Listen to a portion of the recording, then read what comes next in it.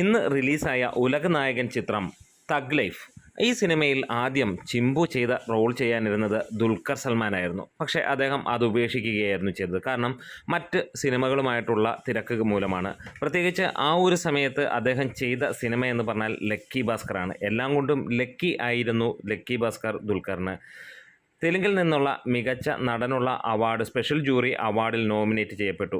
അതുകൂടാതെ കരിയറിൽ തന്നെ ഏറ്റവും ഉയർന്ന ഒരു കളക്ഷനാണ് സിനിമയ്ക്ക് നേടാൻ കഴിഞ്ഞ. ആദ്യ 100 കോടി ദുൽഖറിന് ആ സിനിമയിൽ നിന്ന് നേടാൻ കഴിഞ്ഞു.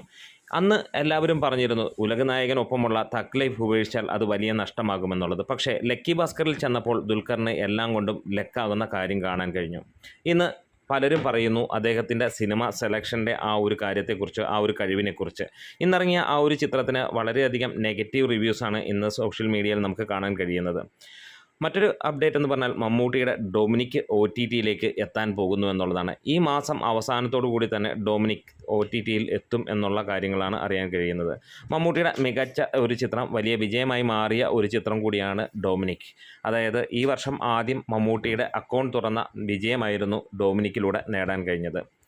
നാളെ മുതൽ വിളയാടാൻ, അതായത് തിയേറ്ററിൽ പൂണ്ട് വിളയാട്ടം നടത്താൻ തല എത്തുന്നു എന്നുള്ളതാണ്. മോഹൻലാൽ നായകനായി എത്തിയ നേരത്തെ ഒരു വർഷങ്ങൾക്ക് മുമ്പ് ഇറങ്ങിയ ചിത്രമാണ് ഛോട്ടാ മുംബൈ.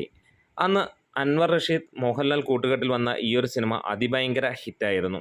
വീണ്ടും അത് റിലീസിനെത്തുമ്പോൾ ഇന്ന് നമുക്ക് കാണാൻ കഴിയുന്നു റെക്കോർഡ് കളക്ഷനാണ് സിനിമയ്ക്ക് നേടാൻ കഴിഞ്ഞിരിക്കുന്നത്. പ്രീസെയിലിലൂടെ മാത്രം സിനിമ 16 ലക്ഷം രൂപയ്ക്ക് മുകളിലെത്തിയിരിക്കുകയാണ്. ആദ്യ ദിനം സിനിമ 40 ലക്ഷം രൂപയ്ക്ക് മുകളിലേക്ക് എത്തും എന്നുള്ളതാണ് ഇപ്പോൾ അപ്ഡേറ്റുകൾ സൂചിപ്പിക്കുന്നത്. ലിമിറ്റഡ് റിലീസ് ആണെങ്കിൽ പോലും ഈ ഒരു സിനിമ കാണാൻ ഒരുപാട് പേർ കാത്തിരിക്കുകയാണ്. അതുതന്നെയാണ് പ്രീസെയിലിലൂടെ നമുക്ക് കാണാൻ കഴിയുന്നത്. പ്രത്യേകിച്ച് വരുന്ന 3 ദിനങ്ങൾ അവധി ദിനങ്ങളാണ്. ഇതുവരെ ഇറങ്ങിയ സിനിമകൾ തുടരും എന്നുള്ള ചിത്രത്തിന് ശേഷം മറ്റൊരു സിനിമയ്ക്കും ആ റേഞ്ചിലേക്ക് എത്താൻ കഴിഞ്ഞില്ല. അപ്പോൾ വീണ്ടും തുടരാൻ ഇറങ്ങുകയാണ് തല എന്ന് തന്നെ പറയാം. അപ്പോൾ ആരൊക്കെയാണ് ആ സിനിമയ്ക്ക് വേണ്ടി കാണാൻ പോകുന്നത്, കാത്തിരിക്കുന്നത്, കമൻസിലൂടെ രേഖപ്പെടുത്താം. നമ്മുടെ വീഡിയോസ് ഇഷ്ടമായ സപ്പോർട്ട് ചെയ്ത് തരണം ഗ്രേറ്റ് മീഡിയാസ്.